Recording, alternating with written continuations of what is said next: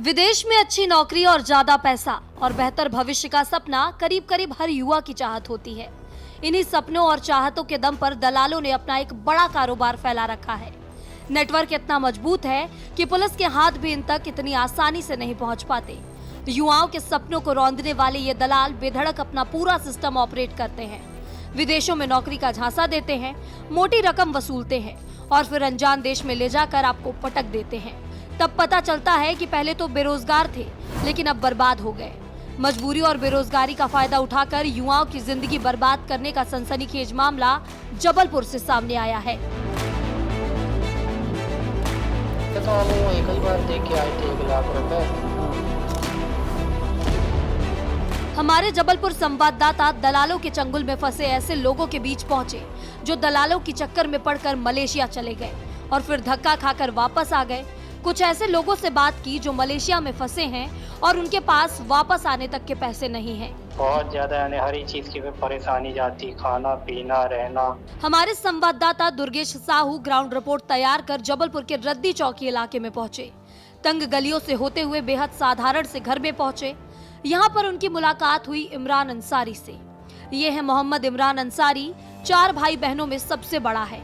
इमरान नौकरी के लिए परेशान था, तभी उसकी मुलाकात कुछ ऐसे लोगों से हो जाती है जो उसे मलेशिया में अच्छी नौकरी दिलाने का सपना दिखाते हैं। इमरान को लगता है कि शायद अब उसकी सभी परेशानियां खत्म हो जाएंगी, लेकिन उसे क्या पता था कि परेशानियां तो अभी शुरू हुई हैं। सुनिए इमरान ने विस्तार न्यूज को क्या बताया है।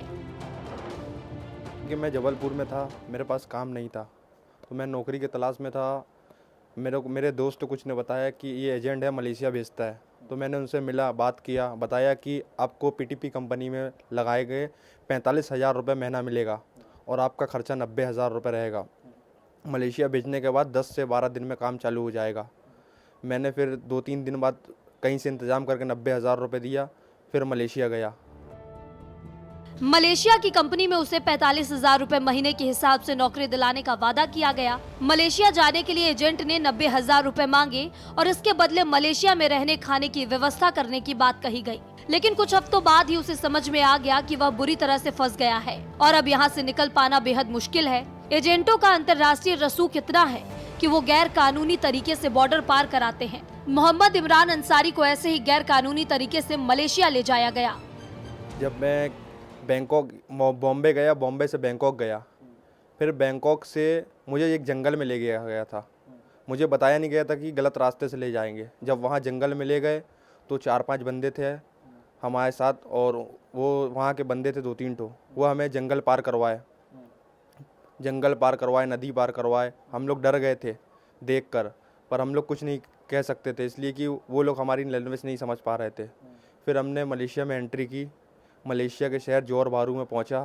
फिर एजेंट को फ़ोन किया कि मैं पहुंच गया हूं मलेशिया में, अब क्या करना है। उसने बोला एक पाकिस्तानी आएगा, उसको पासपोर्ट अपना दे देना, आपका वीज़ा लगेगा, फिर आपका काम चालू हो जाएगा। मतलब पहले इमरान बैंकॉक पहुंचा, जहां उसकी मुलाकात एक पाकिस्तानी नागरिक से हुई और उसने पहले तो उनका पासपोर्ट ले लिया, फिर गैर कानूनी तरीके से जंगलों के रास्ते मलेशिया तक ले जाया गया। मोहम्मद इमरान अंसारी के पिता बताते हैं कि उनकी आर्थिक हालत बहुत खराब थी। बेटे की नौकरी विदेश में लगने की बात पता चली तो उन्हें खुशी हुई और अपने घर की जेवर बेचकर उन्होंने पैसों की व्यवस्था कर दी। 1 महीने तक तो सब ठीक लगा, लेकिन बाद में पता चला कि बेटे की जिंदगी खतरे में पड़ गई है। फिर जैसे तैसे करके पैसों की व्यवस्था की और बेटा वतन वापस लौट पाया। आर्थिक परिस्थिति तो खराब थी, आर्टिस्ट हैं हम, प्रोग्राम भी नहीं मिल रहा था उस समय, शादी का सीज़न नहीं था और कुछ परेशानियां थी। घर में मम्मी का इंतकाल भी हो गया।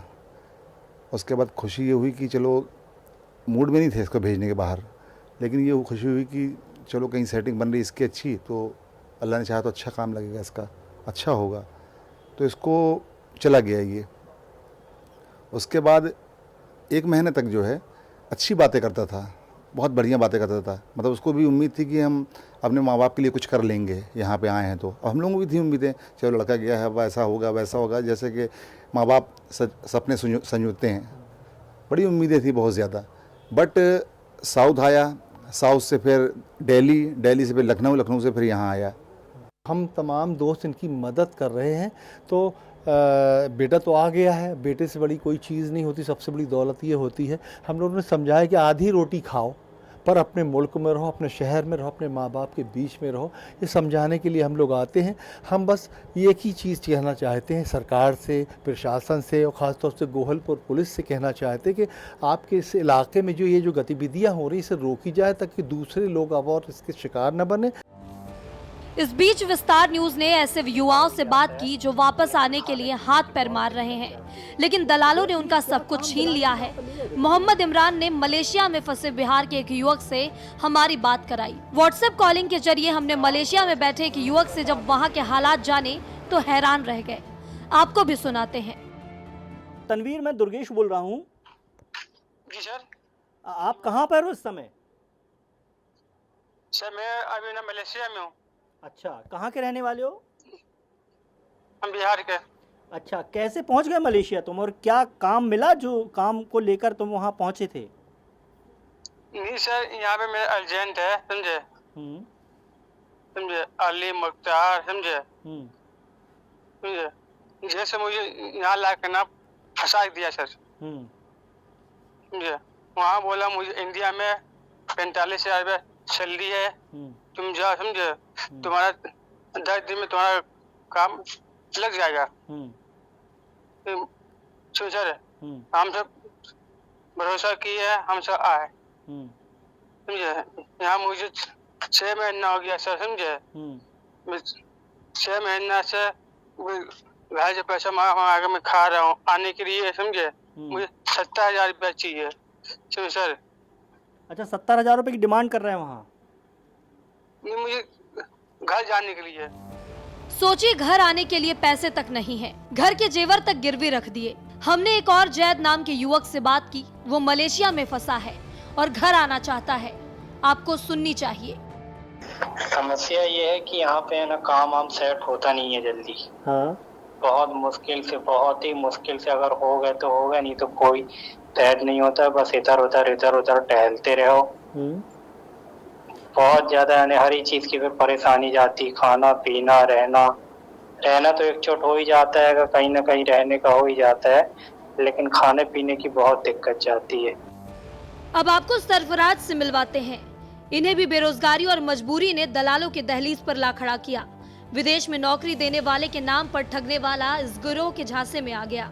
सरफराज ने बताया कि वो एजेंट सलीम के चक्कर में फंस गया था, जिसने मलेशिया की एक बड़ी होटल में नौकरी दिलाने का वादा किया। दलाल ने मोटी रकम वसूली और कुछ पैसे लेकर सरफराज मलेशिया पहुंचा, लेकिन जब वहां के हालात देखे तो उसे जल्द ही समझ में आ गया कि फंस गया। 1 महीने तक मलेशिया की सड़कों पर जिंदगी काटने के बाद वह जैसे तैसे भारत लौट पाया है। मुझसे बोले थे एक होटल है वहाँ, अच्छी बड़ी होटल है, 5 स्टार होटल है, तो गेस्ट लोग को आपको रूम तक ले जाना है, उनको जैसा भी जो भी 19-20 अपने सेटलमेंट करना है और आके अपने रूम में बैठना है, खाना सब मिलेगा आपको। और 2 तारीख मतलब बड़ी आसान नौकरी आपको लगी होगी। कितना वेतन देने की बात कही? मेरी तबीयत थोड़ा वो थी वीक, मैंने थोड़ा हल्का काम के लिए बोला था, वो खास दोस्त ही था, इसी हिसाब से बोले तुम्हें बेहतरीन काम दिलाऊंगा। तो वहाँ पे मलेशिया में 3 लोग से मुलाकात हुई, जिनका नाम एक रियाज है, एक और नाम है अली नाम करके, वो है। ये सब नेटवर्क में है। वो 10 दिन 15 दिन इस तरह करते करते 6-7 महीने में बहुत परेशान हुआ। वो टाला बिटाली कर रहा। फिर मुझसे वो बोला कि अभी 4-5 बंदे और जाने वाले, बिहार के कहाँ के वो जाने वाले, वो उनसे पैसा मुझे मिलेगा तो मैं तेरे को दूंगा। मैं जल्द से जल्द 15 दिन के अंदर मैं वापस आ गया। पुलिस तक पीड़ितों की शिकायत पहुंची तो पुलिस ने भी छानबीन शुरू की। गोहलपुर थाना प्रभारी ने मामले को गंभीर बताया, लेकिन आरोपियों की धरपकड़ कब तक हो पाएगी फिलहाल वो बता नहीं पाई, क्योंकि जिस पर आरोप है वो मलेशिया में बैठा है। हाँ, सलीम नाम के एक एजेंट से जरूर पूछताछ की जा रही है, लेकिन उसका काम केवल युवाओं को गिरोह तक पहुंचाने का है। अभी दोनों आरोपी जबलपुर में मौजूद नहीं है, बाहर हैं। एक का मलेशिया में ही बताया जा रहा है आवेदक द्वारा कि अभी वो मलेशिया में है, और दूसरा भी जबलपुर में नहीं है। अभी तो जांच चल रही है। ज़्यादा से ज़्यादा फोर्जरी का मुकदमा लग रहा है।